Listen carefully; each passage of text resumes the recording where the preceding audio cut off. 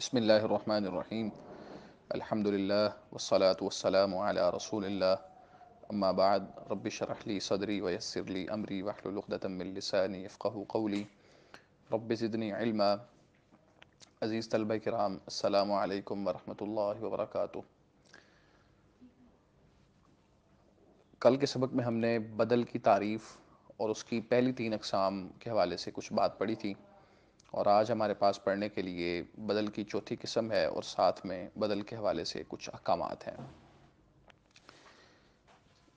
بدل کی جو چوتھی قسم ہے، پہلی 3 قسموں میں ہم نے پڑھا کہ بدل اور مبدل منہ جب دونوں سے ایک ہی چیز مراد ہو تو اسے ہم بدل کل کہہ دیتے ہیں، اور اگر مبدل منہ کا کچھ حصہ ہو، اس کا جز ہو، تو اسے ہم بدل بعض کا نام دے دیتے ہیں، اور اگر بدل اور مبدل منہ کا آپس میں کوئی تعلق ہو تو اسے ہم بدل اشتمال کا نام دے دیتے ہیں۔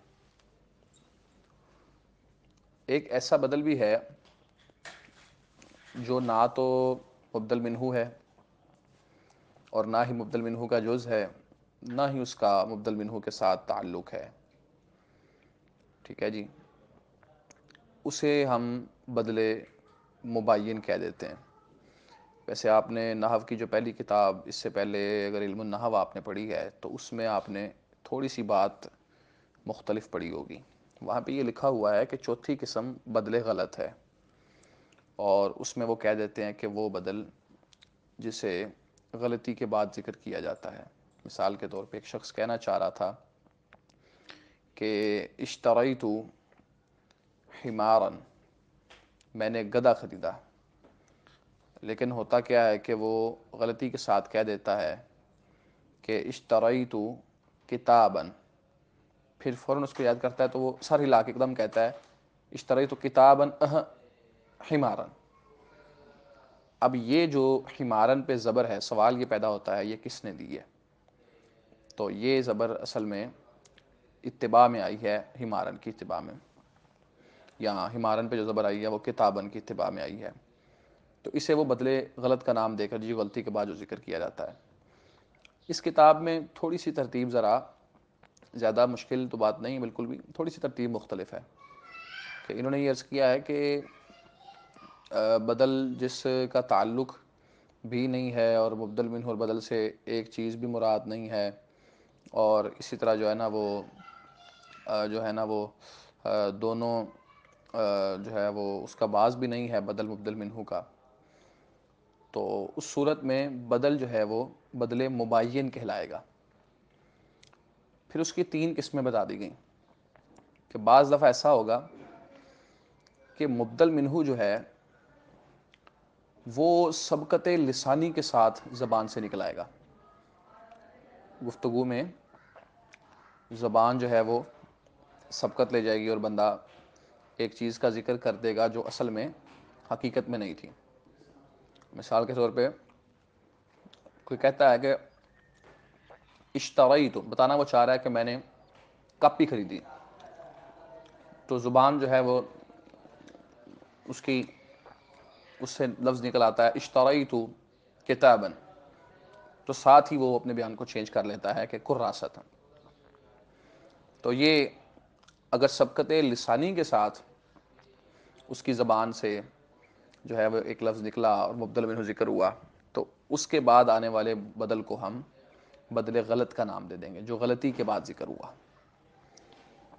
اور اگر مبدل منہ نے قصدن ذکر کیا ایک لفظ کا، لیکن ذکر کرنے کے بعد اسے جو ہے نا وہ پتہ چلا کہ بات میں نے ٹھیک نہیں کی، ایک تھا کہ کرنا وہ صحیح بات چاہ رہا تھا اور سبقت لسانی سے، زبان کی تیزی سے اس سے غلط بات ہو، ایک ہے کہ وہ سمجھ ہی یہی رہا تھا، ایک چیز کو صحیح سمجھتے ہوئے ذکر کر رہا تھا، لیکن بعد میں اسے پتہ چلا کہ نہیں میں نے غلط بات کر دی، تو اس صورت میں ہم بدل نسیان یعنی بھول کر ایک چیز کا اس نے ذکر کر دیا۔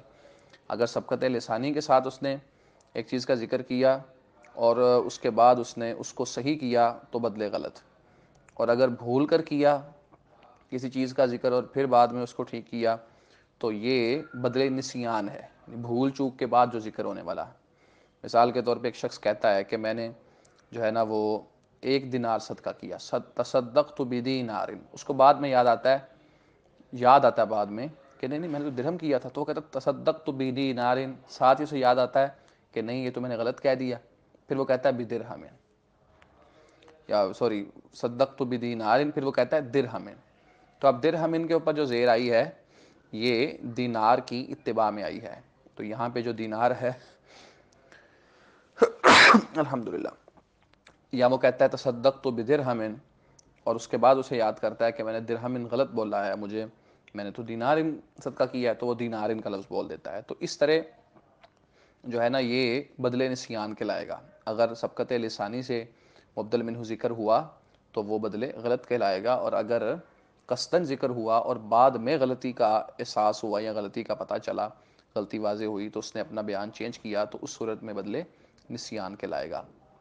اور کبھی ایسا بھی ہوتا ہے کہ مبدل منہ جو ہے نا وہ کو قصدن ذکر کرتا ہے، اور قصدن ذکر کرنے کے بعد وہ پہلے کی نفی بھی نہیں کرتا، اور پہلے کا جو ہے وہ اس بات بھی نہیں کرتا۔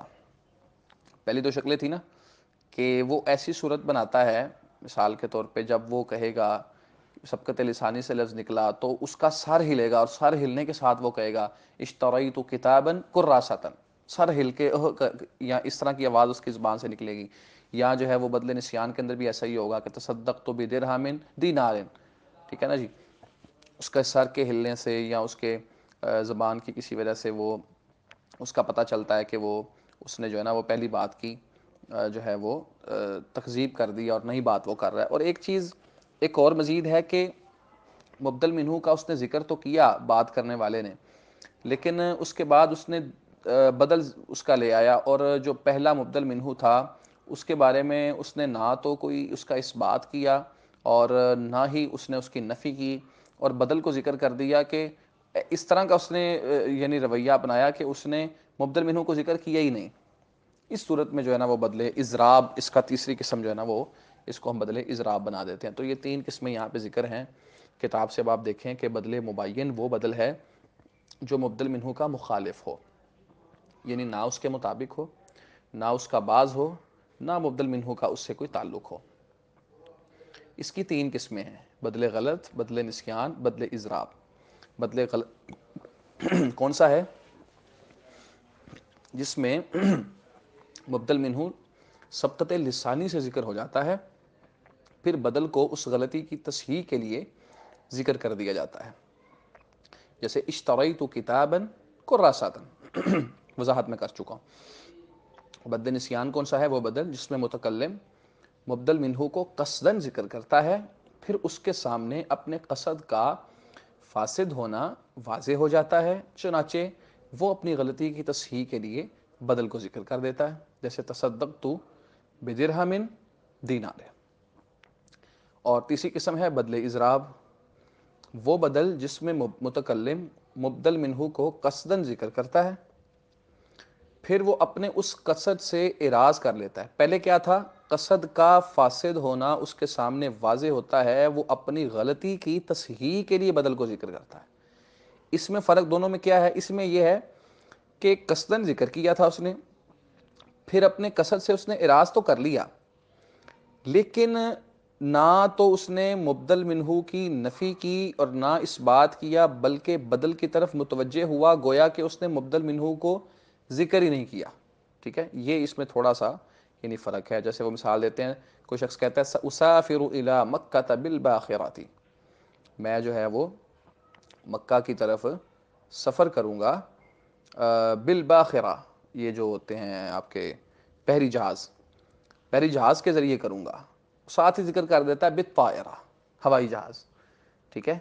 بالباخرہ بالطائرہ، وہ ساتھ ہی اپنی اس کی اصلاح کر لیتا ہے، یعنی اس انداز میں وہ بدل کو ذکر کرتا ہے کہ اس نے جیسے پہلی بات ذکر ہی نہیں کی۔ پہلے تو یہ تھا کہ وہ پہلی کو غلط کہتا ہے، اور اس کے سر کا ہلانا یا اس کے منہ سے کوئی ایسی آواز نکلنا کہ جس سے وہ پہلی چیز کو غلط کہہ رہا ہے اور دوسری چیز کو نئی کو ذکر کر رہا ہے. اس میں ایسا نہیں ہوتا. اس میں صرف وہ یعنی بالکل سمپل گفتگو کرتے ہوئے بالباخرہ کہا بالطائرہ، ساتھ ہی کہہ دیا اس نے. یعنی اس نے پہلی ایسے بات کی کہ پہلی بات کو اس نے ذکر کیا ہی نہیں. اب اپنا قصد چینج کر لیا، ارادہ اپنا چینج کر لیا، اور اس انداز میں کیا کہ اس نے پہلی بات جیسے کی ہی نہیں تھی. تو یہ اس انداز میں تھوڑا سا یہ بدل کی 3 قسمیں ہیں، ان کو اچھی طرح سمجھ لیں. تو کہتے ہیں بدل مبین کی تینوں قسموں میں ایسے قرینے کی ضرورت ہوتی ہے جو التباس کو ختم کر دے. یعنی آپ یہ ذہن میں رکھیں کہ بدل مبین کے اندر آپ کو یہ چیز ضرور ایسی چاہیے کہ جو ایسا قرینہ ضرور چاہیے کہ جو بتائے کہ یہ آپس میں ان کا رشتہ جو ہے نا وہ مبدل منہ اور بدل والا ہے. یعنی پہلی جو چیز ہے وہ بطور غلطی کے ذکر کی گئی ہے، اگلی جو چیز ہے وہ اصل میں صحیح ہے. ایسا قرینہ یہاں پہ ہونا چاہیے، اور وہ قرینہ متکلم جو گفتگو کرنے والا ہوگا اس کے سیاق و سباق سے کہہ لیں یا اس کو دیکھتے ہوئے اس کا وہ قرینہ بتائے گا کہ یہ جو ہے نا وہ پہلی چیز کو غلطی سے ذکر ہوئی ہے اور اصل میں دوسری چیز ہے. یہ کوئی قرینہ یہاں پہ موجود ہوگا. اگلی بات جو ہے وہ بدل کے احکام کے حوالے سے ہے. سوال یہ پیدا ہوتا ہے کہ جو بدل ہے اس کو اعراب ہم دیتے ہیں مبدل منہ والا، ٹھیک ہے جی. تو جو مبدل منہ والا ہم اعراب اس کو دیتے ہیں، سوال یہاں پہ یہ پیدا ہوتا ہے کہ مبدل منہ والا اعراب ہم کیوں دیتے ہیں. اس کا جواب یہ ہے کہ آپ یوں سمجھ لیں کہ مبدل منہ کے اوپر جو عامل آ رہا ہے نا وہی عامل حقیقت میں حکمی اعتبار سے وہ بدل کے اوپر بھی آ رہا ہے. جیسے مثال کے طور پہ کہا جائے کہ یہ پیچھے جو مثال آئی تھی اخو کا زیدن، اب ہم نے زیدن کو اعراب دیا ہے اخو والا. تو یہ ایسا ہی ہے جیسے اخو کے اوپر عامل تھا نا تو حکمی اعتبار سے زیدن کے اوپر بھی عامل ہے، یعنی عامل 2 دفعہ آیا ہوا ہے. اصل عبارت یوں ہے اخو کا زیدن، ٹھیک ہے. یعنی تو ہم کہہ سکتے ہیں کہ جو بدل ہے وہ تکرار عامل کے حکم میں ہوتا ہے. یعنی بدل کے اوپر جو عامل ہے وہ مکرر یعنی دوبارہ آیا ہوتا ہے. اب وہ اس کی مثال دیتے ہیں، قرآن میں آ رہا ہے وَإِذْ قَالَ إِبْرَاهِيمُ لِأَبِيهِ آزَرَ. اب ابی کی جو حالت ہے وہی آزر کی حالت ہے، ٹھیک ہے. ابی کی حالت یہ کیوں ہے؟ اس پہ لام زیر لی آئی ہے. تو اصل عبارت تھی وَإِذْ قَالَ إِبْرَاهِيمُ لِأَبِيهِ لِآزَرَ.